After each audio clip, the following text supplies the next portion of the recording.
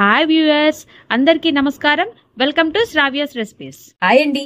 ఇవాళ మన రెసిపీ గోధుమ రవ్వ పిండి పులిహార. గోధుమ రవ్వతో మనము పిండి పులిహార ఎలా చేసుకోవాలనేది చూద్దాం. మరి ఇక ప్రాసెస్ స్టార్ట్ చేద్దామండి. ముందుగా బాండి పెట్టుకొని ఇట్లా మనము 1కి 2 ఎసర నీళ్లు తీసుకోవాలండి. 1 2